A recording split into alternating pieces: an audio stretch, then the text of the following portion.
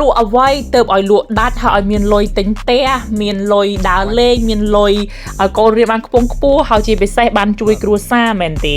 មានកូនសិស្សច្រើនដៃបោះសួរអ្នកគ្រូបែបហ្នឹងថាអូយអ្នកគ្រូលក់ដាច់អ្នកគ្រូដើរលេងអ្នកគ្រូជួយម៉ែឪព្រោះអ្នកគ្រូជួយម៉ែអ្នកគ្រូទិញកលៀនម៉ែអ្នកគ្រូចង់$300,000មែនទេមានកន្លែងនៅខ្លួនឯងមានផ្ទះខ្លួនឯងអញ្ចឹងដើរលេងរហូតអញ្ចឹងតែលក់អីលក់ឲ្យដាច់យ៉ាងហ្នឹងមែនទេអ្នកគ្រូចង់ប្រាប់ថាអញ្ចឹងព្រោះអ្នកគ្រូនិយាយហាងដើរមកអញ្ចឹងថាមិនថាការរស់ស៊ីក៏ដោយ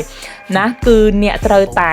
ដឹងថាមនុស្សគេជួបបញ្ហាអីគេត្រូវការអីគេឈឺចាប់រឿងអីហើយអ្នកដឹងពីការឈឺចាប់របស់គេអ្នកគ្រាន់តែយករបស់ហ្នឹងមកឲ្យគេមកស្នើលក់ឲ្យគេមកគ្រប់យ៉ាងគឺចប់ហើយអត់មានអីពិបាកទេងាយប៉ុន្តែទម្រាំតែអ្នកគ្រូនិយាយថាវាងាយបែបហ្នឹងមែនទេគឺអ្នកគ្រូបានចុះឈ្មោះចូលរៀនជាច្រើនអ្នកគ្រូបានរៀនការធ្វើទីផ្សារបានរៀនការលក់គ្រប់កន្លែងច្រើនកន្លែងមានអ្នកខ្លះទៅបានផលខ្លះទៅក៏មិនបានផលអ្នកគ្រូក៏ទៅរករកវិធីថាធ្វើឲ្យបែបណាឲ្យវាស័ក្តិសមនឹងអ្នកគ្រូឲ្យវិធីនឹងវាស័ក្តិសមនឹងអ្នកគ្រូវាស័ក្តិសមនឹងអ្វីដែលអ្នកគ្រូចង់បានអញ្ចឹងណា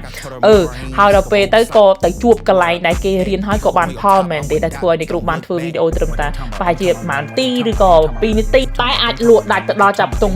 $100,000បានមែនទេពីលើអនឡាញហើយសម្រាប់អ្នកដែលស្ដាប់មកដល់ចំណុចហ្នឹងអ្នកមានអារម្មណ៍ថាខ្ញុំចង់ចេះដែរចង់ចេះលក់ប៉ុន្តែមិនដឹងថាធ្វើបែបណាជាម្ចាស់អាជីវកម្មណាគេលក់បែបណាលើអនឡាញមិនដឹងគេធ្វើបែបម៉េចដើម្បីឲ្យមានលុយបង់ថ្លៃទឹកថ្លៃភ្លើងថ្លៃផ្ទះហើយមានលុយជួយគ្រួសារជួយខ្លួនឯងឲ្យកាន់តែឡើងទៅខាងលើថែមទៀតមែនទេអ្នកចង់ដឹងហើយអ្នកចង់ឲ្យអ្នកគ្រូយកវិធីនោះមកឲ្យ comment នៅខាងក្រោមដាក់ពាក្យថាលុយ$100,000ដំបូងរបស់ខ្ញុំមែនទេនោះអ្នកគ្រូមេដានឹងយកវិធីដែលអ្នកគ្រូធ្វើមកលើអនឡាញមក7ឆ្នាំយកមកប្រាប់អ្នកតែម្ដងអូខេ comment ពាក្យថាលុយ$100,000ដំបូងនោះអ្នកគ្រូយកមកឲ្យអូខេ